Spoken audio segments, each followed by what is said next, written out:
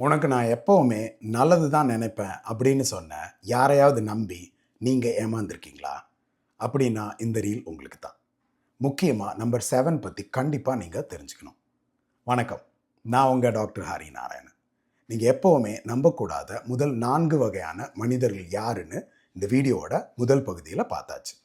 அதை இன்னும் நீங்கள் பார்க்கலன்னா இந்த வீடியோவில் லிங்க் கொடுத்துருக்கேன், பாருங்கள். இப்போது நம்பர் 5, நமக்குள் சந்தேகம் விதைப்பவர்கள், டவுட் பிளான்டர்ஸ். எனக்கு ஒன்று நினச்சாதான் ரொம்ப கவலையாக இருக்குது, நீ இதை செய்யணும்னா ரொம்ப ரிஸ்க் எடுக்கணும், அது உன்னால் முடியுமான்னு தெரியல, இப்படி நம்ம மேலே ரொம்ப அக்கறையாக பேசுகிற மாதிரி பேசுவாங்க. ஆனால் ஆக்சுவலாக அவங்க நம்ம மனசில் எப்போவுமே ஒரு பயத்தை தான் விதைப்பாங்க. இவங்களை பற்றி சிந்தனையாளர் செனகா என்ன சொல்லியிருக்காங்கன்னா, நிஜத்தை விட கற்பனையில் தான் நாம் அதிகம் துன்பப்படுகிறோம். இந்த மாதிரி மக்கள் உங்கள் சந்தேகத்தை தான் வளர்க்குறாங்களே தவிர உங்கள் வளர்ச்சியை அல்ல அப்படிங்கிறார். நம்பர் 6, அமைதியாக சதி செய்பவர்கள். சில பேர் வெளிப்படையாக உங்களுக்கு எதிரியாக இருக்க மாட்டாங்க, ஆனால் நீங்கள் பண்ணுற எல்லா விஷயத்துக்கும் ஏதாவது ஒரு முட்டுக்கட்டை போட்டுக்கிட்டே இருப்பாங்க. ஏன் இப்படி செய்கிற அப்படின்னு கேட்டோன்னு வைங்களேன், ஏதாச்சும் ஒரு நொண்டிச்சாக்கு சொல்கிறதுக்கு ரெடியாக வச்சுருப்பாங்க.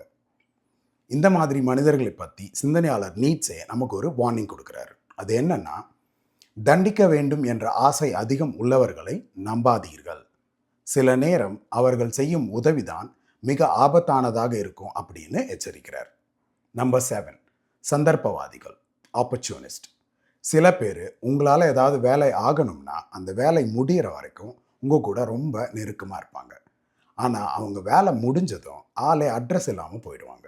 இவங்களை பற்றி சிந்தனையாளர் மக்கியாவெல்லி என்ன சொல்கிறாருன்னா, மனிதர்கள் நன்றி இல்லாதவர்கள், நிலை மாறுபவர்கள், பேராசைக்காரர்கள்.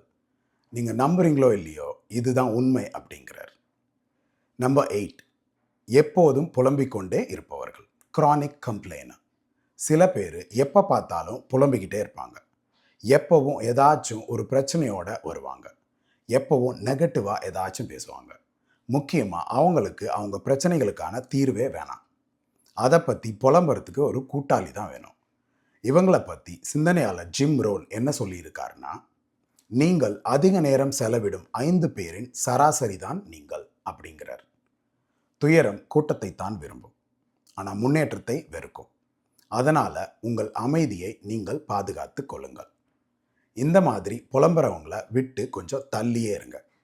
அது அவமரியாதை அல்ல, அதுதான் உங்கள் சுயமரியாதை. இந்த வீடியோ உங்களுக்கு பிடிச்சிருந்தா மோர் அப்படின்னு கமெண்ட் பண்ணுங்கள். I'll see you soon.